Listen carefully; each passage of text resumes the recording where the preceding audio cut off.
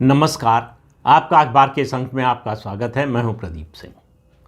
आज लोकसभा में जो कुछ हुआ उससे एक बार फिर साबित हुआ कि नेता प्रतिपक्ष राहुल गांधी और उनकी पार्टी का चीन प्रेम कम होने का नाम नहीं ले रहा है। नेता प्रतिपक्ष को पूरा अधिकार है कि वो किसी मुद्दे पर सरकार को घेर सकें, सरकार को कटघरे में खड़ा कर सकें, लेकिन ये आश्चर्य की बात है कि चीन को लेकर कांग्रेस पार्टी और ख़ास तौर से राहुल गांधी बार बार ऐसे मुद्दे उठाते हैं जिससे भारत को नीचा दिखाया जा सके और चीन की प्रशंसा की जा सके। चीन को अच्छी स्थिति में दिखाया जाए और भारत को खराब स्थिति में। ये कोशिश लगातार चल रही है। आज संसद में भी वो दिखाई दी। 40 मिनट संसद का समय गया।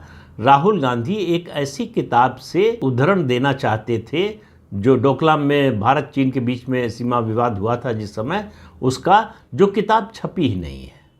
अब संसद की परंपरा ये है कि आप अगर कुछ बोलते हैं, किसी पर आरोप लगाते हैं और या फिर किसी डॉक्यूमेंट को कोट करते हैं तो आपको उसको ऑथेंटिकेट करना पड़ता है। ऐसा नहीं कि आप कोई डॉक्यूमेंट लेकर आएँ, वो हो ना हो और कहें कि मैं इससे कोट कर रहा हूँ, ये परंपरा नहीं है।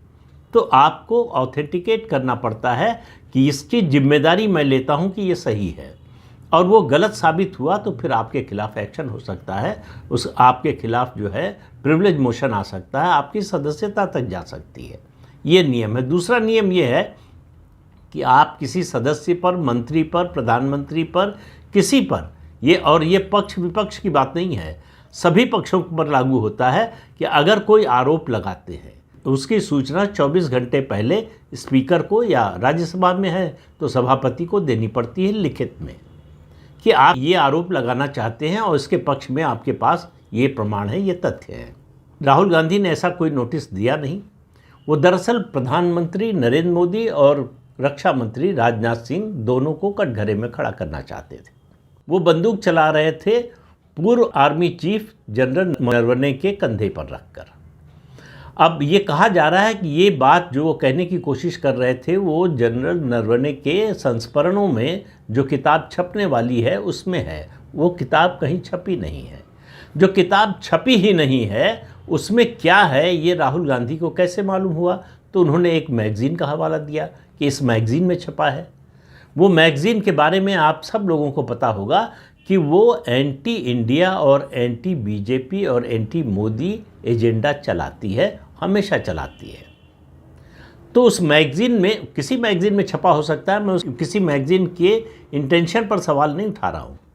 मैं ये कह रहा हूँ कि कोई पत्रिका या कोई अखबार किसी ऐसी पुस्तक को कैसे कोट कर सकता है जो छपी ही नहीं है। या तो जो पुस्तक का लेखक जिसको बताया जा रहा है उसने आपको इंटरव्यू में बताया हो, बातचीत में बताया हो, और वो ऑथेंटिकेट करने को तैयार हो कि हाँ मैंने बताया, स्वीकार करने को तैयार हो।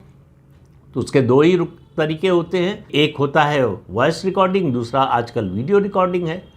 वो दोनों हो, या फिर वो व्यक्ति जिसके नाम से कहा जा रहा है कि उसने ये लिखा है या कहा है, वो ये सामने आकर कहे कि हाँ मैंने ऐसा कहा या ऐसा लिखा है। ये सब कुछ नहीं हुआ है। बार बार रक्षा मंत्री राजनाथ सिंह राहुल गांधी से पूछ रहे थे कि वो किताब है कहाँ, दिखाइए तो सदन को। तो किताब तो है नहीं। लेकिन और उसके बाद जो है स्पीकर ने कम से कम आधा दर्जन बार व्यवस्था दी कि भाई नियम ये है सदन का, आप जो है किसी पुस्तक से, किसी मैगज़ीन से उद्धरण नहीं दे सकते। लेकिन ऐसा नहीं कि दिया नहीं जाता, दिया जाता है, लेकिन उसका संदर्भ होता है कि अगर जिस विषय पर आप बोल रहे हैं उस विषय में, उस विषय से संबंधित कोई चीज़ है तो आप उद्धरण देते हैं। दूसरा, आपको उसे ऑथेंटिकेट करना होता है।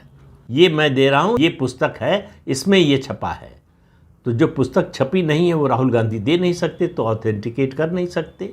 लेकिन राहुल गांधी अड़े हुए थे। पहले वो पुस्तक का हवाला देकर बोल रहे थे, फिर उन्होंने पत्रिका का हवाला देकर बोलना शुरू किया। फिर जब रूलिंग दी गई तो उन्होंने दोनों को छोड़कर अपनी ओर से कहना शुरू किया कि कैलाश रेंज पर जो है वो चीन के 4 टैंक आ गए थे। राजनाथ सिंह ने पूछा आपको किसने बताया, कहाँ से पता चला आपको?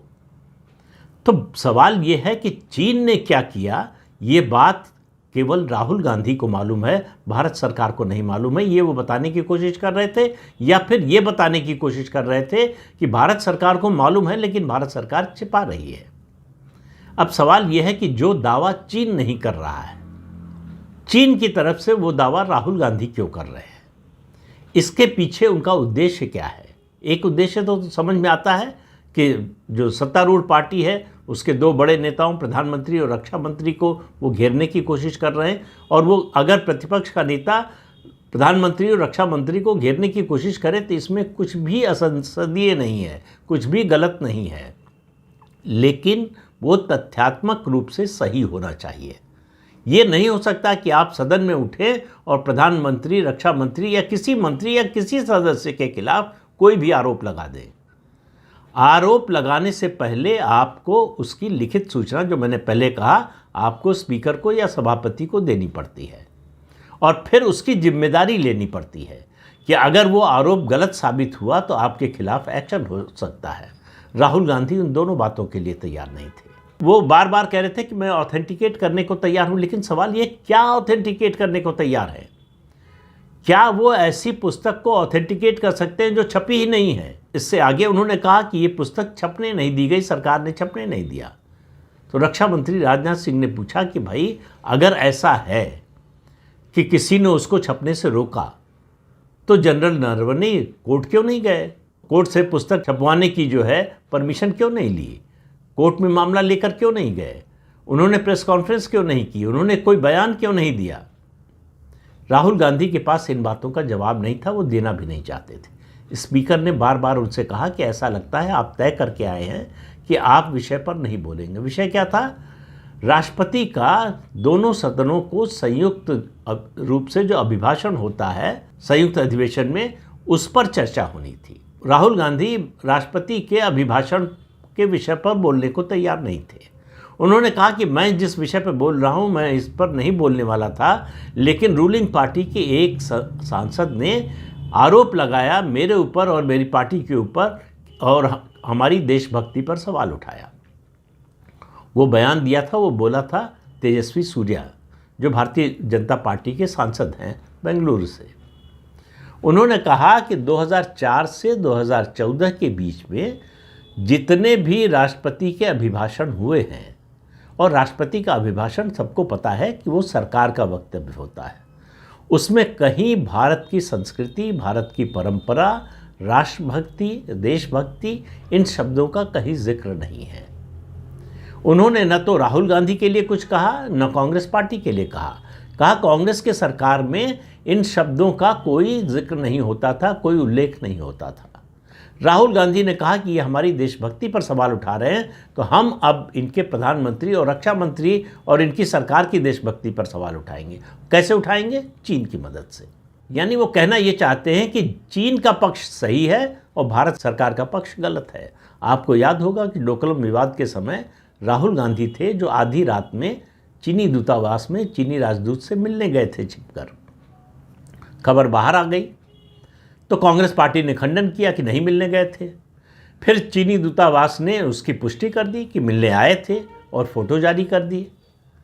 तब कांग्रेस पार्टी ने माना कि हाँ मिलने गए थे। अब देश में ये परंपरा है, नियम जैसा है कि अगर कोई सांसद, कोई नेता या कोई प्रबुद्ध व्यक्ति, प्रतिष्ठित व्यक्ति दूसरे देश के राजनयिकों से मिलता है तो मिलने जाने से पहले सरकार से, मतलब एक्सटर्नल अफेयर्स मिनिस्ट्री में बात करता है, उसकी एक तरह की डीब्रीफिंग होती है।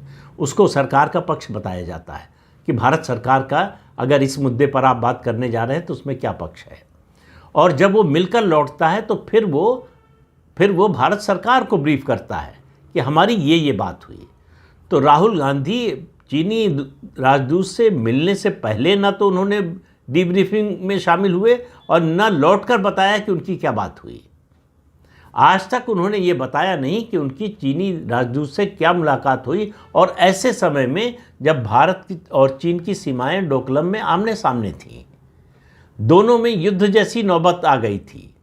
उस समय वो चीनी राजदूत से मिलकर क्या बताने, क्या कहने, क्या पूछने के लिए गए थे, ये आज तक राहुल गांधी ने नहीं बताया। पहले डोकलाम, उसके बाद जो गलवान में हुआ, लद्दाख में हुआ, उसको लेकर लगातार वो उनका दावा है कि इतने हजार स्क्वायर किलोमीटर ज़मीन पर चीन ने कब्जा कर लिया और हम कुछ नहीं कर पाए। अब सवाल ये है कि इस आरोप के पक्ष में उनके पास कोई तथ्य नहीं है। तो एक पत्रिका ने एक काल्पनिक किताब को कोट करते हुए कुछ लिख दिया, उसको आधार बनाकर वो सरकार को, भारत सरकार को कटघरे में खड़ा करना चाहते हैं। यही राहुल गांधी का रवैया लगातार है। उनके बयान पाकिस्तान की संसद में कोट किए जाते हैं, दुनिया भर में कोट किए जाते हैं कि भारत के प्रतिपक्ष का नेता ये कह रहा है। राहुल गांधी वही चाहते थे आज संसद में ये मुद्दा उठाकर। स्पीकर ने कहा कि अगर आपने तय कर लिया आपको नहीं बोलना है तो मैं दूसरे स्पीकर को बुलाता हूं। तो उन्होंने अखिलेश यादव, जो समाजवादी पार्टी के नेता हैं और कांग्रेस के बाद सबसे बड़ी पार्टी है लोकसभा में, उनको बुलाया बोलने के लिए। लेकिन राहुल गांधी अपनी बात पर अड़े रहे। उनके समर्थक हंगामा करते रहे। सरकार की ओर से रक्षा मंत्री, संसदीय कार्य मंत्री और उसके अलावा गृह मंत्री अमित शाह तीनों बोले कि भाई आप बताइए तो ये किताब है कहाँ, आप किस किताब को कोट कर रहे हैं, कहाँ कहा है जनरल नरवणे ने आप जो बात कहने की कोशिश कर रहे हैं। तो जो कुछ है ही नहीं और जो बात आप कह रहे हैं वो नियम के मुताबिक नहीं है। ये स्पीकर जो है कम से कम आधा दर्जन बार इसकी व्यवस्था दे चुके हैं। सदन का नियम ये है कि एक बार अगर स्पीकर की, लोकसभा अध्यक्ष की या सभापति, राज्यसभा के सभापति की रूलिंग आ जाए, व्यवस्था आ जाए उसकी, तो वो विषय खत्म हो जाता है, फिर आगे बढ़ते हैं। लेकिन राहुल गांधी इसके लिए तैयार नहीं थे। उसकी वजह है वो अपने को एंटाइटल्ड समझते हैं कि वो जो चाहे मुद्दा उठा सकते हैं, जब चाहे उठा सकते हैं। उनके लिए संसदीय नियमों और परंपराओं का कोई मतलब नहीं है। स्पीकर उनसे बार बार कहते रहे कि आप नेता प्रतिपक्ष हैं। दूसरे जो नए सदस्य हैं खास तौर से, वो आपसे सीखेंगे, आपके अनुसार आचरण करेंगे। लेकिन अगर आप ही नियमों का पालन नहीं करेंगे, परंपराओं का पालन नहीं करेंगे, तो दूसरे लोगों से कैसे अपेक्षा की जा सकती है। लेकिन राहुल गांधी पर इन सब बातों का कोई असर नहीं हुआ। ऐसा लगता है कि वो उस कहावत में विश्वास करते हैं कि बदनाम हुए तो क्या नाम ना होगा। तो उनकी पार्टी के लोग और उनके करीबी इस बात से खुश है कि 40 मिनट तक देश में लाइव टेलीकास्ट होते रहे राहुल गांधी, चर्चा के केंद्र में रहे, सदन की चर्चा के केंद्र में रहे राहुल गांधी। उनकी बात का आधार न होते हुए भी वो लोकसभा में, और चूंकि लाइव टेलीकास्ट हो रहा था तो पूरा देश देख रहा था, तो एक निराधार बात उन्होंने देश में पहुंचाकर एक नैरेटिव खड़ा करने की कोशिश की। और सारे नैरेटिव का उद्देश्य, उसका मकसद, उसके पीछे जो नीति और नीयत है, वो सिर्फ ये है कि भारत चीन के सामने कमज़ोर है, भारत चीन के सामने झुक गया, भारत की तुलना में चीन बहुत सक्षम है, बहुत बेहतर है, और चीन की वो बार बार प्रशंसा करते हैं। आज की बात नहीं है, आज उनको प्रशंसा करने का मौका नहीं मिला, आज तो इसी में उलझे रह गए। वरना सदन में और सदन से बाहर वो जब भी मौका मिलता है चीन की प्रशंसा करते हैं कि चीन ने इस क्षेत्र में ऐसा किया, उस क्षेत्र में ऐसा किया। लेकिन जैसे ही भारत के खिलाफ कोई बात आती है, डोनाल्ड ट्रंप अमेरिका के राष्ट्रपति कह देते हैं कि भारत की इकॉनमी डेड इकॉनमी है, तो राहुल गांधी कहते हैं बिल्कुल सही बात है, मैं भी कह रहा हूँ। और कहते हैं कि ये प्रधानमंत्री नरेंद्र मोदी और वित्त मंत्री निर्मला सीतारमण के अलावा बाकी सब लोग मानते हैं कि भारत की इकॉनमी डेड इकॉनमी है। अपने देश की इकॉनमी को, जो दुनिया की सबसे तेज़ी से बढ़ती हुई अर्थव्यवस्था हो, उसको डेड इकॉनमी कौन कहेगा? कोई देश का हित चाहने वाला तो नहीं कहेगा। लेकिन राहुल गांधी ये कहते हैं। अभी कल ही पूर्व वित्त मंत्री और कांग्रेस के वरिष्ठ नेता पी चिदम्बरम से यही सवाल पूछा गया कि डोनाल्ड ट्रंप ने ये कहा, राहुल गांधी ने भी ये कहा कि भारत की इकॉनमी डेड इकॉनमी है। अब चिदम्बरम के सामने बड़ा संकट था, तो पार्टी में रहना तो ये नहीं कह सकते कि राहुल गांधी झूठ बोल रहे थे। तो उन्होंने कहा कि डोनाल्ड ट्रंप ने और राहुल गांधी ने किस कंटेक्स्ट में ये कहा ये मुझे नहीं मालूम है, इसलिए मैं इस पर कोई टिप्पणी नहीं कर सकता। किसी भी कंटेक्स्ट में कहा हो भाई, क्या भारत की इकॉनमी डेड इकॉनमी है? आप कम से कम 8-9 बजट पेश कर चुके हैं देश का, देश के बड़े वकील हैं, कांग्रेस के वरिष्ठ नेता हैं। इतने लंबे समय तक वित्त मंत्री रहने के बाद आपकी छवि जो है वकील से ज़्यादा एक अर्थशास्त्री के रूप में हो गई, जबकि आपका अर्थशास्त्र से वैसा कोई लेना देना नहीं है। फिर भी अपने देश की इकॉनमी के बारे में आप सच बोलने के लिए तैयार नहीं हैं। या तो आप मानते हैं कि ट्रंप और राहुल गांधी सही बोल रहे हैं तो कहिए कि वो जो बोल रहे हैं सही बोल रहे हैं, मैं उससे सहमत हूँ, या बोलिए कि वो गलत बोल रहे हैं, मैं उससे सहमत नहीं हूँ। लेकिन उन्होंने बीच का रास्ता खोजा और पूछ रहे हैं कि संदर्भ क्या है, कंटेक्स्ट क्या है। तो ये हालत है कांग्रेस पार्टी की। राहुल गांधी और उनके समर्थकों को आज लगा होगा कि उन्होंने झंडा गाड़ दिया संसद में। 40 मिनट तक हंगामा करके संसद में उनको लगता है कि सरकार को कटघरे में खड़ा कर दिया। और मुझे लगता है कि राहुल गांधी ने अपने आप को, अपने नेतृत्व को और अपनी पार्टी को कटघरे में खड़ा कर दिया कि भाई आप किसके साथ खड़े हैं, ये बताइए तो। आप भारत के पक्ष में हैं कि चीन के पक्ष में हैं? और जो आप बोल रहे थे, जो बताने की कोशिश कर रहे थे, जिसका कोई आधार नहीं, फिर कह रहा हूं, अगर वो किताब छप गई होती, उसमें जनरल नरवणे ने ये बात लिखी होती और राहुल गांधी उसको कोट करते, तो उसे गंभीरता से लिया जाता और लिया जाना चाहिए था।